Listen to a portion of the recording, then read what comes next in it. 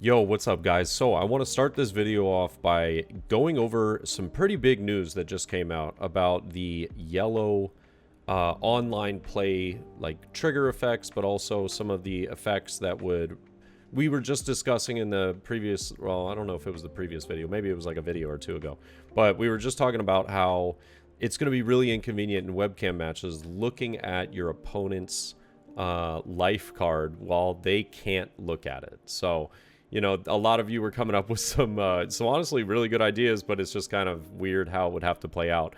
Is your opponent would have to put their head on the table and then put the card up so that you could see the information, but they can't, and it just seems like it would be really difficult. But Bandai had an announcement that was made, and I saw it in the Core TCG's Discord server, and it just came out like 15 minutes ago as I'm editing this video.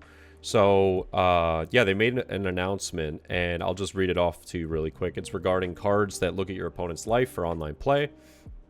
Several cards in OP03 have an effect such as look at up to one card from the top of your opponent's life and then place at the top or bottom of the life cards. For upcoming English version only events, right? Or, excuse me, upcoming English version online events only, this effect will be treated as look at up to one card from the top of your life cards or your opponent's and then reveal up to one card from the top of their life card. So it reveals it to your opponent in order to accommodate for the practical limitations of a webcam tournament. And those cards include, at the moment, OP03, Charlotte Katakuri, Starter Deck 7, Charlotte Katakuri, Starter Deck 7, Charlotte Pudding, and Starter Deck 7, Power Mochi. Other cards in the future may feature similar effects, and their effects will be treated as such unless noted otherwise. So, it's not an errata. This is, so like when you're at your local events or you're at a Treasure Cup or a regional that is offline and in person, this will not count. This is only for online events, webcam matches, and I think that, honestly, it's a good change. It's a necessary change. It's just, it does nerf yellow a little bit. You know, it gives your opponent that information that you would otherwise be capitalizing on. So it is what it is, but it is necessary. But it does solve that problem that a lot of us were talking about. So it makes sense that they made this change. But yeah, let me know what your thoughts are. And let's just hop into the video. I've updated the Katakuri list just a little bit more. I've been doing some tweaking, and I'm really enjoying it now. I kind of did some changes based off of a lot of the comments that you guys were leaving. Thank you for the feedback and everything. You guys have been running Katakuri for a little bit, probably longer than I have, which has only been like 2 days. But I love this deck. I think it's so fun, and it's really just like slowly but surely coming together for me. And I really appreciate the feedback because a lot of the cards in this are really interesting. And I don't know, I don't think I'm at the final iteration of it, but I am enjoying the tweaks and some of the changes. But so far, this is what I've got. I've got a couple of changes that I made. I brought the 8-drop down to 2. I feel like this card is so good. It's so good in certain matchups. It's not amazing in others. For example, I feel as though this card is practically useless against red. It doesn't feel good to put down on the board unless I'm somehow like ahead on tempo and just board state. But I don't know, it just doesn't feel super good against red. I feel like we're going to go into a very heavy red meta with how good Zoro is in set 3. So I did drop this down to 2, but I kept the 7 drop at 3 just because this card is super inconvenient for your opponent to play. You can also you can play this whether you're going first or second. It's just every time it feels good. If you're going second, you get to swing for 7 with lead and then put this card down, make it super inconvenient. If you're going first, you play it once you have 7 Dawn, boom. Super nice. But a couple of things that I did change up was I added Daifuku, which some of you guys were talking about. I think I took out the, what was it? The mermaid Shirahoshi and I put this in. I'm not entirely sure about how I feel about it yet. I haven't played enough games with it yet to fully feel like I either love or hate the card. Right now, I'm kind of indifferent on it. I think that there's been moments where I'm like, wow, this card's great. Love it. And then there's also been points where I'm like, 4 cost is quite a bit, and it doesn't have a trigger to be put onto the board. So it's kind of got its ups and downs. Best thing is it's got counter, so it's a 1k counter. It's also searchable, so can't really complain. So it's a pretty decent card. What was the other change that I made? Oh yeah, I did add back Gillette, and I think I added this back through some of the subtractions of like 1 Katakuri and the 4-drop rush card. I felt as though there were hardly any matchups that worked against, and it also just feels really bad when you're playing against a dual color leader and you pretty much are never getting the use out of the rush.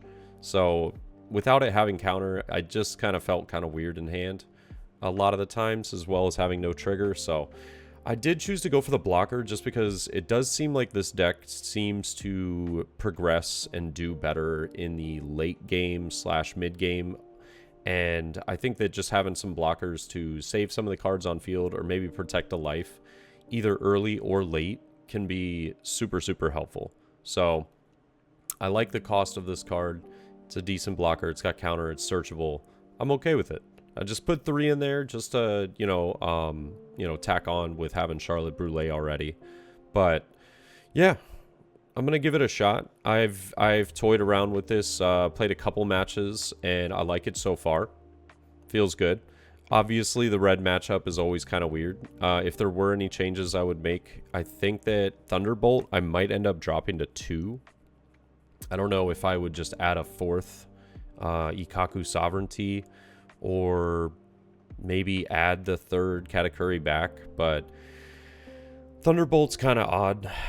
It's pretty decent in certain matchups, but it's pretty much a card that I hope that I get out of trigger, and if I don't, then it's sitting in my hand pretty much to use for putting down Sparrow from trigger or Cracker from trigger. So yeah, it has its moments. It's a really unique situation for that card. But let me know your thoughts. I think that I'm enjoying where it's going. But yeah, let's hop into a match. Also, check this out. My roommate got me this awesome custom Yeti mug. It's pretty sick. Oh, we got a match up against Nami. Oh, this is interesting. I haven't played against Nami yet, so this should be pretty cool. I am in a mulligan, though. It's okay, I guess. Oh, yeah, so I don't know. Ooh. I actually don't know. What is the play against Nami? I don't exactly know. What is this? Draw 2 cards. Okay. Oh, yeah. This deck is, basically just trying to go through every single card in the deck as quickly as possible. Let's do this. We'll look at the opponent's top life. Yeah, keep that on top. Keep that on top. And let's go ahead and just put out Sparrow. Start developing the board a little bit. Another Kaya. Drawing 2 cards. Oh, trashing some cards? Am I missing something? Oh, it's draw 2, trash 2. I'm just an idiot. Forget I said anything. I'm sitting here thinking, like, how's he trashing cards? Wow, that's crazy. That's actually kind of crazy. Well, at least I know he doesn't have too many counters. Well, he might have some counters in hand. But, yeah, I guess we just go ahead and let's swing 5 for Sparrow. Probably force some sort of counter out of his hand here. He could take, but yeah, decides to. Interesting. I kind of want to keep developing the board so I just have multiple swings. He doesn't have anything with attacking power on the board at the moment. So I think I'm just going to go for a 7k here. I'm going to look at his life again. Love Beam. Let's put that at the bottom. Because there's no trigger for Love Beam. And, oh, whoa. What was this? Trash one card from hand up to 4K, then trash the top 2 cards of your deck. Woo! It's already up to 28 cards. Okay. Yeah, I'm a little nervous. I'm not entirely sure if I just need to be, like, ultra aggressive. Did he just pass? Did he just pass turn? Was that intentional?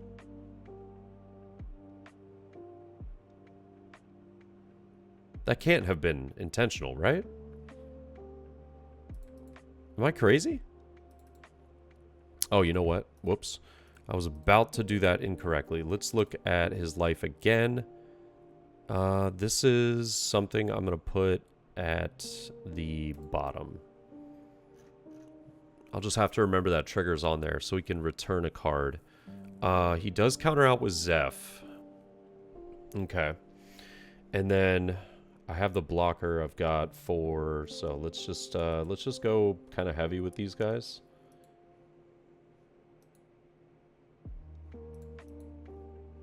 Yeah, let's just do this. Let's do 7. I'll add my top life.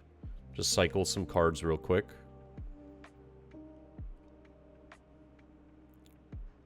It's good that we got the Parosparrow. I'm super happy about that, actually. Oh, a Deathwink. That's unfortunate. That's fine. I'll just cheat it back out. But let's just go ahead and do this again. Nice. Get a little counter in hand.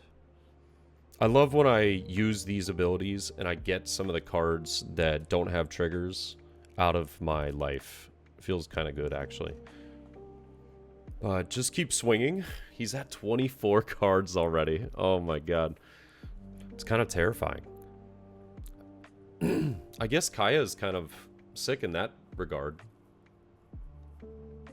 Kind of good. I just don't know what kind of big cards this blue Nami deck would run. Wow. Arbeck Brickfist returns it, draws 2 more cards. Interesting. He's really, really trying to get there. Really trying to get there. So we have Big Mom next turn. I'm feeling as though that's going to be perfectly fine. Letting this card die is totally okay with me. It's unfortunate. Oh, what in the world? What is happening? Okay. I guess I'm just a bit confused. See, this deck is... I feel like playing against Nami is going to be really interesting. Also, I don't know how the sim will work on this. When I played 10 drop down, do I go up to 6 life? I suppose I do, right?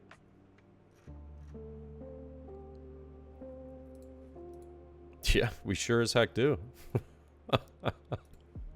That's kind of hilarious. Okay, draw 2 cards. Another Kaya? What is this deck? This is so confusing. Yeah, we'll just counter out of that. What? What is happening? Yeah, I guess just 12 at life. Sorry, guys. This is just, like, very new to me. It's kind of intriguing how this works. Love Beam. Okay, to protect that. But now he's only got 1 card in hand. I'll do 7. Yep. And then we can just slap the rest onto lead. And we win. Doesn't matter. GG. That was a really weird game. That was a really bizarre game. Okay. I'm not entirely sure how Nami's supposed to work. But, I mean, if I end the game with 6 life, I don't know if that's normal. So, that was a bizarre game.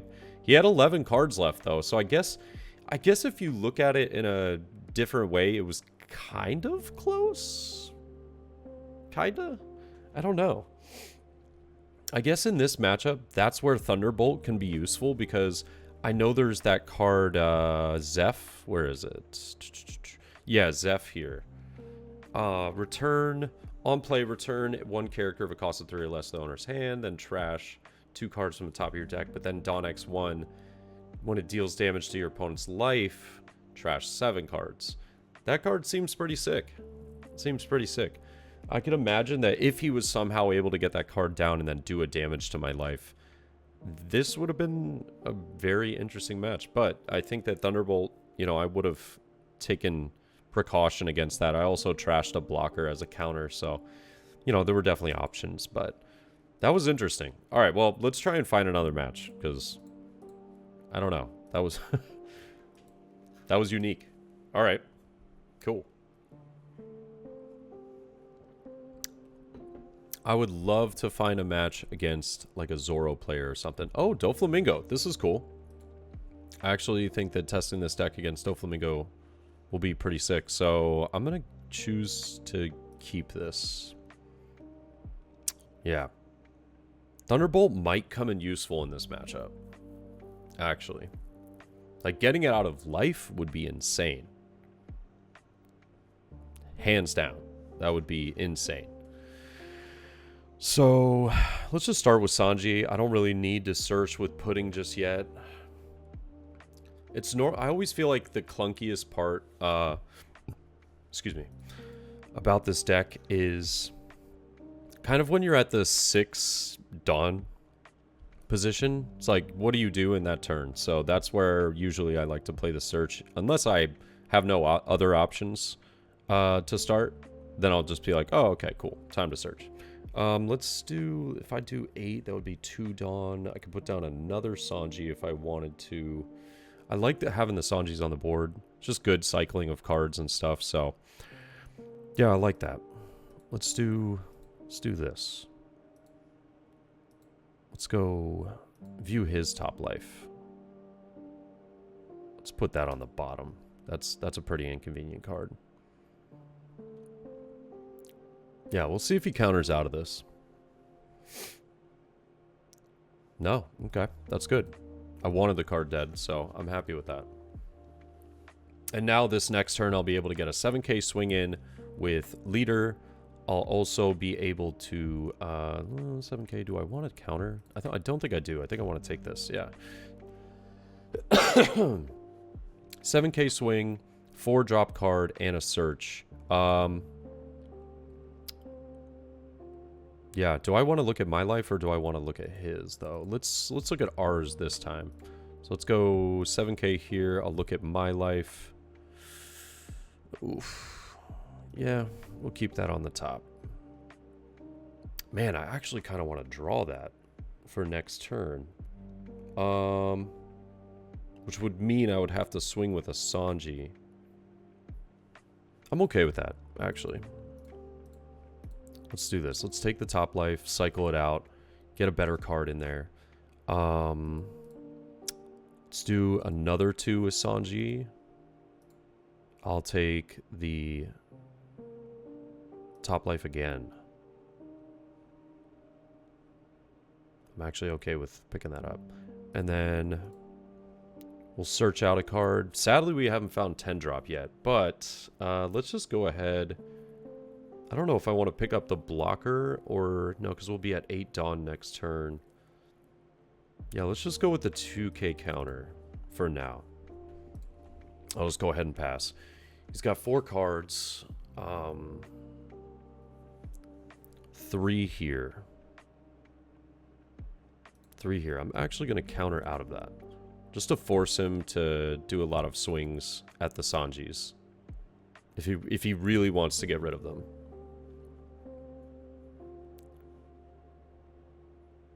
So let's see, 4 cards in hand. Oh, wow, I was expecting to see... Oh, interesting. Okay, at the Sanji again. Yeah. Interesting. 3 Dawn left. Uses Kaya. Kaya's good. Yep. Okay.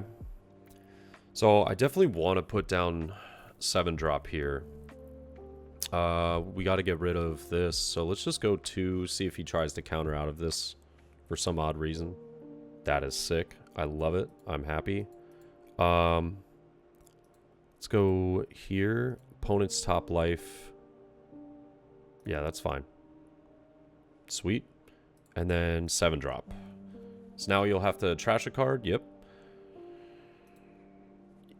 I figured he would trash a card rather than give me one. Yeah, let's just continuously force him to use his 5k swings at the Charlotte. Oh, he's going to go at life.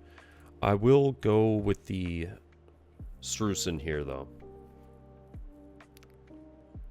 7k, Mihawk on top. Oh, Mihawk's a little bit inconvenient because Charlotte Linlin is 7. So, do I want to take this? I think I am going to take this. Oh, nice. Let's go ahead and get rid of Thunderbolt here. Put down Parasparrow. I love getting to cheat out a card. Ah, there we go. Yep, another 3,000 worlds there. Okay. Kaku's Sovereignty isn't going to do me much here. Not having 10 drop does kind of suck. It's a little inconvenient.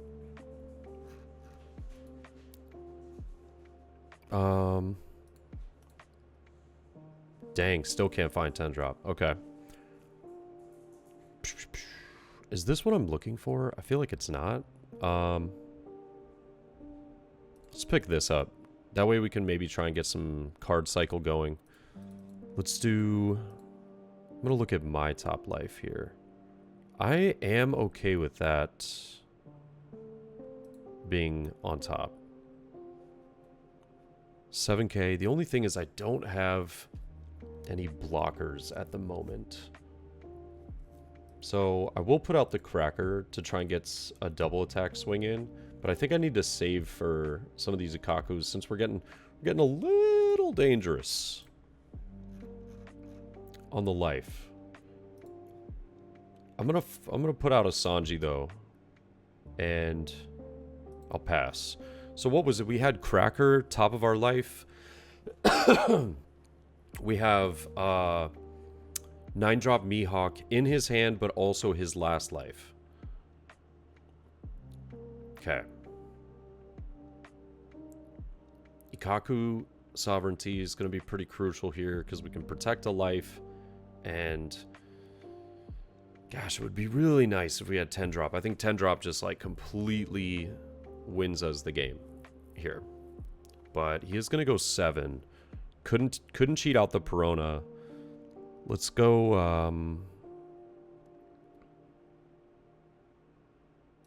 you know what? I am just gonna use the Ikaku Sovereignty. Yeah. Just gonna go ahead and use it. Alright, so he got rid of the Cracker. That's a little unfortunate.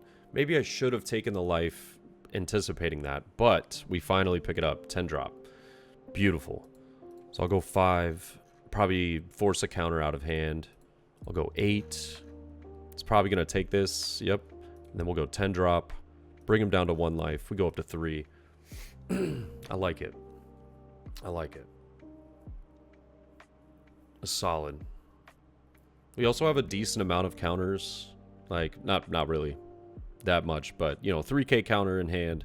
So he would have to swing for 12 to take out the 7 drop. He could play 9 drop, but he just loses if he does that. So the nice thing about knowing that he has 9 drop in hand is that I know it's super inconvenient for him right now because he can't play it. And he also has that as his last life too. So we are just looking solid here. I can't see a way that we lose this match.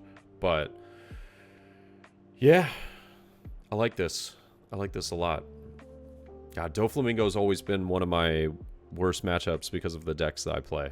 But I do enjoy how this deck matches up against it. So he's got cards on top. I do feel kind of bad he hasn't found, I think, the 3-cost Doffy blocker at all, if I'm not mistaken. 5 at life, there's no way he's going to go 9 drop here. I'll take this. Oh, and I get to cheat out a Cracker. Let's go Why can't I? Oh, select one card to trash first. Let's trash 8-drop. Yep. I feel like that's just GG on play. Like, not much you can do there. Let's see. Let's do this. I will do 7. I'll look at my top life. And yeah, I mean, it's just Cracker. So just trying to get the 1k bonus. He now has both 9 drops in hand. That's so unfortunate. Let's just do this. I'll take the bottom life. Oh, it was an 8-drop? Yeah, he knew. GG. He knew. He has both 9 drops in hand right now, so there's nothing he could do. I just swing 12k, 8k after this, after he blocks, and that's good game. So this is going to be so fun to like try and manipulate what cards he has top, bottom, as well as my life top, bottom, and just play around that with the cards in hand. It's really, really unique. I like this a lot. But yeah, okay, so deck performs pretty well against blue. You know, I don't know about the Nami matchup so much. I mean, that match just seems very confusing to me. But yeah, I mean, Doflamingo, I think that had he been able to get like 3-drop and get the, you know, the engine going, it probably would have been a bit better of a match. But I still think that we were able to develop like a really nice board through manipulating the life and everything, and putting on trigger cards or taking out cards, you know, like being able to pull 8-drop there, and then knowing that I have my Cracker trigger as my last life, you know, other cards, super helpful, super nice. So I think we did a pretty good job there, and I like how the deck's playing. I like how it feels. I think the only matchup that it's like against is, so far, at least in my experience, is Zoro. Like, that match stings. It stings because you can do decent. You can do pretty well, but it does rely on you getting Thunderbolt at convenient times out of trigger, having Ikaku sovereignty for the end, being able to play the cards on curve that you need, having Cracker down on the field, or even getting it from a trigger is huge, because you're usually down on life. Like, usually, not always, but it seemed like in the matchups I was playing, I was always down about 1 life, or we were equal, and that card is just massively inconvenient. It forces out those radical beams, guard points, blocks, all kinds of stuff. So, but I hope you guys enjoyed. Let me know your thoughts, and I'll see you in the next one. All right, peace.